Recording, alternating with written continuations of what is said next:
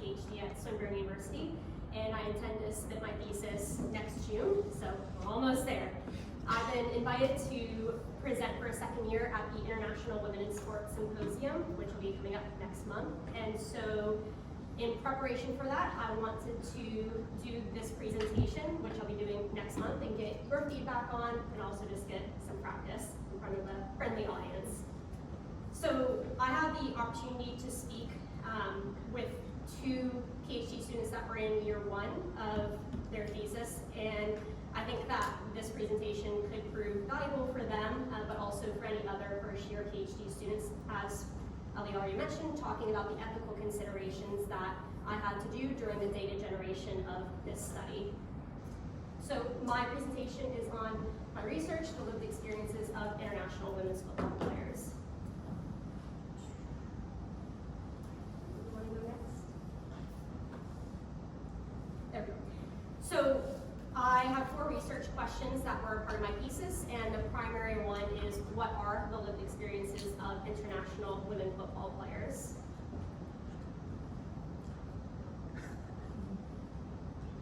I'll just look to you, Ellie, to be able to do that just as planned. So the methodological approach for this study is ethnography and autoethnography. In this study, I'm from the same culture as the study's participants. I'm an international football player that's currently living and playing football here in Victoria. As you all can maybe tell from my accent, I'm from the US, but I've also lived and played football in Israel and Italy, and also some training environments in Iceland throughout my football career.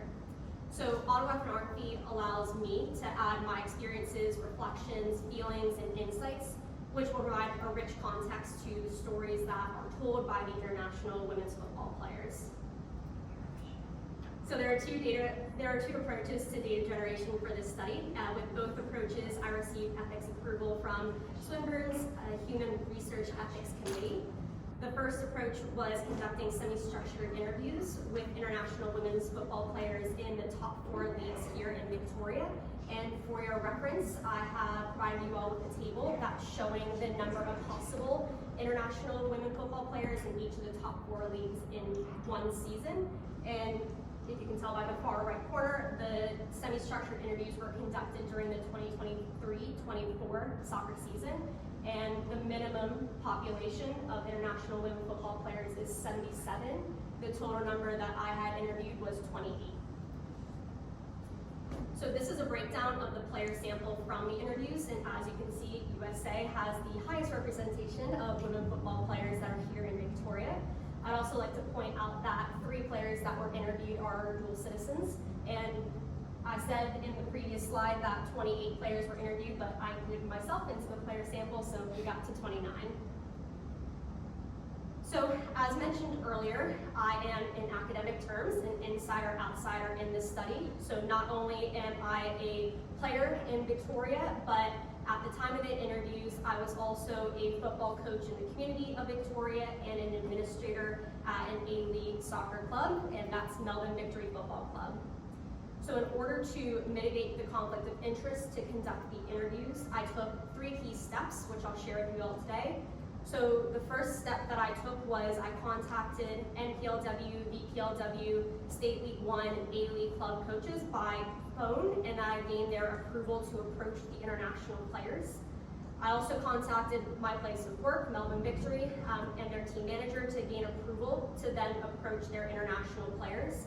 And lastly, I recruited former international teammates after approaching all the players that I didn't know, to be able to see if they would be willing to consent to a semi-structured interview with myself. And so after contacting the players, it was made clear that to all the players that would be participating in my study, it was voluntary, that they can choose to not participate, and importantly, that their identity and their club's identity was going to be de-identified.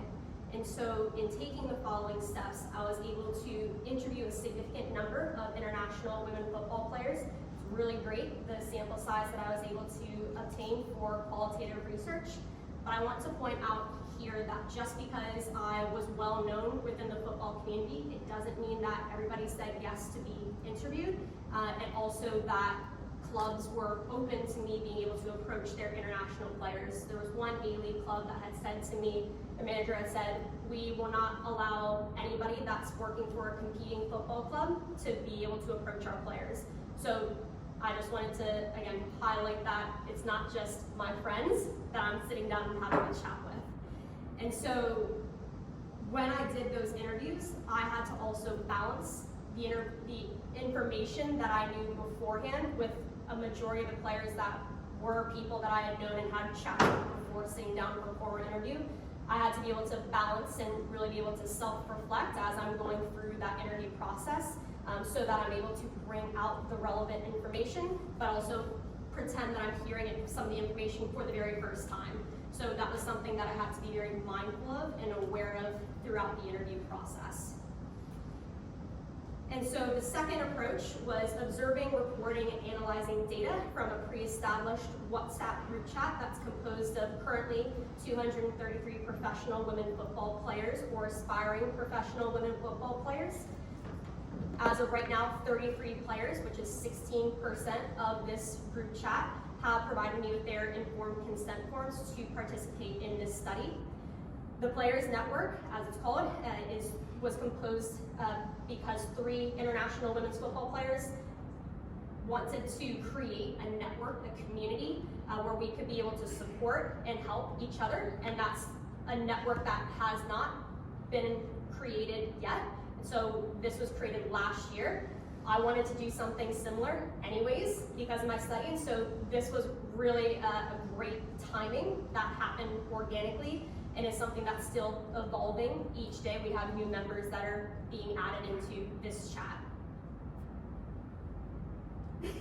In order to mitigate conflict of interest to observe, it's called TPN, so TPN's WhatsApp group chat. I took 5 key steps, which I'll share with you today. So first, I contacted TPN's administrators and provided a separate consent form and project information statement to them for them to be able to sign off on.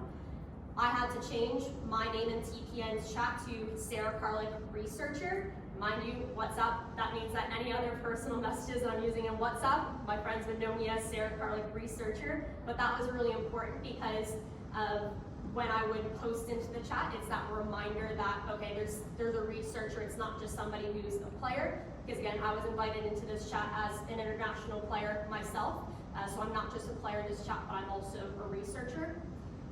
Third, I saved the project information statement and the participant consent form to the Documents tab of the WhatsApp group chat so that members were able to take a look at that at any point in time during the data collection, which was from November of last year to 30th of June this year. And so the 4th step was on the 1st of every month, I sent a message into the Players Network, again, just reintroducing myself, because if you're a new member that gets added into this WhatsApp chat, you can't see previous messages. So that was a reminder to the current members that, hey, I'm a researcher that's observing this chat, but also to new members, hey, just so you know, I'm a PhD student, I'm also an international player, this is what I'm doing, this is my consent form. If you're interested and open to allow me to be able to use your messages to take a look at common themes, please circle the yeses, sign the consent form, and return back to me in a private message. So that's really transparent and clear of who I am, what I'm doing, and saying that succinctly up front at the first of each month. And so by doing that, it took 5 months to be able to get the approval from ethics, going back and forth, clarifying what the WhatsApp group chat is, what messages are being shared, because the biggest thing that the ethics committee was concerned about was how personal is this information?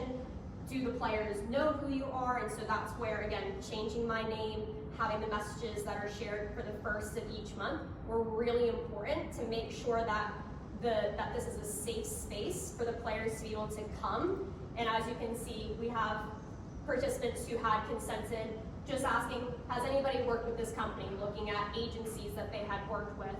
Does TPN have a no-no list for agents? Do they have a no-no list for coaches? So making sure that they're safe and that they have trustworthy places and people that they're able to talk to and approach.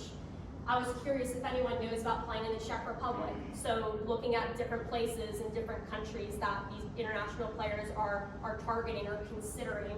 And then at the top, any strikers that would potentially be interested in playing for Japan. If so, reach out. So we have a lot of messages that are similar to this. And it was also just making sure that the ethics committee knew that any deeply personal message are usually taking place outside of this group chat. And it's more of a, hey, I had this negative experience with this club. If anybody else had this experience, please PM me and I'll have a chat with you offline. So that was just something that was a lot of back and forth with, going to the research committee, making sure that they were also informed in exactly what information I'd be taking out to be able to analyze. And so, taken all together, today I just wanted to outline the process that I went through in my data generation and applying for ethics approval, as well as to highlight the challenges and consideration for those who would like to consider semi-structured interviews or potentially looking at a WhatsApp group chat as a potential data generation approach. And so thank you all for your time this afternoon, and I welcome any feedback ahead of my presentation next month or questions that you yourselves have from my presentation.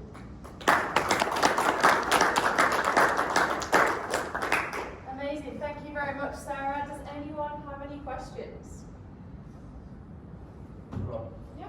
So there's quite a few people, myself included, being a practitioner, coming to academia, wanting to use our networks, etc. What advice would you give to people wanting to be inside or outside of research?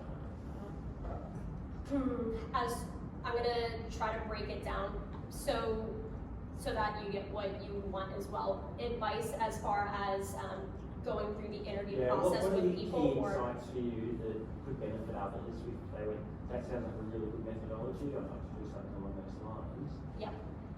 Okay, I think that the biggest one that I had to wrestle with was the relationships. And when determining if, especially for the WhatsApp group chat, I wanted to make sure that I was able to still maintain the relationships with the individuals. So I didn't want to do anything underhanded. I didn't want to do anything like I had to listen to my gut a lot, because I think that as an insider outsider, you're still going to be, you're not just a researcher, you're still going to be working with those people in some capacity. And so maintaining the relationships for the long term is what I think I put above everything else. And if it was something that didn't sit right with me, that could potentially damage those relationships, that was something I had to really pay attention to. So I put relationships above all else when it comes to managing that insider-outsider role. If there's anything that's questionable, like for you, or that doesn't sit right for you, I would say don't do it. But yeah, I would say just also have a network too that you can talk through certain questions or certain feelings with, so that you know how to navigate that as well, and also just be able to have a second person to process those feelings with. Yeah. I have a methodology question for you. Okay. So, I think the autoethnography is awesome, and the inclusion in the interview is awesome too. How are you looking to combine those, if you are looking to combine them, when you actually write it up? So, what comes to my mind is I've, at the moment, have struggled with the autoethnography piece. How much of myself am I inserting into my thesis? And that's where I have an amazing supervisor, Casey Simons, who is helping me with that component of creative writing as well. And so, for me, I share a lot of the lived experiences from the ethnography side for the players that I've interviewed. And so, for me, inserting my voice, I'd like to be able to have some, whether it's creative quotes up front or whether it's certain paragraphs that might be italicized, where it's these are my own thoughts and my reflections and my experiences. I'd like to interweave that into my thesis, but also the reason why I said at the beginning I struggled with the two approaches, because with the ethnography, I have players that aren't just playing in Victoria, but I have an interview player sample that are specifically who have played in Victoria. And so that's something that now I have so much data and information I'm working at that. The central question is, what are the lived experiences of international women football players? I don't know if that's going to be specific to in Australia, in Victoria, something like that. But that's something that my supervisors are still working on me with. So blending the autoethnography and ethnography. I'm still going to be inserting myself, but I'm thinking of more of this like my reflections through creative journaling. Yep, doing like vignettes. Yeah. That, and Yes. That. Yeah. Okay, I think that's really interesting because, at least to my knowledge, there's only like maybe 5 autoethnographies in sport management, but that's like all encompassing what the paper is on. And I've never heard of a paper that includes interviews as well, which is just an awesome methodological contribution. Yeah. So I don't know how you would blend it, but if you can think through a really cool way of doing that, I think you have like an awesome thing right there. Thank you, and that's what I'm currently struggling with, but Yeah. it's on my mind, yes. I would, out of curiosity, if you want yourself to be a bit more of a voice, I think vignettes, like your own experience, that almost like kind of sets a preface for then what some of the themes might be. That could be a nice way to just start to think about how combining it, but yeah. It's tough. It's tough because I want to be authentic. I want to, Yeah. but it's tough because I'm the one who has the name on that paper, and when you have things that are deeply personal that I've gone through, the Yeah. players are de-identified, even though you know, you can go back and say, oh, well, I know players that have played in Victoria, not that, again, it's de-identified, but like, Yeah. it's my name that's always there. Not to say that anybody's gonna go and read my thesis, but. Yeah, but we'll have an offline chat. I've had the Thank same you. thing.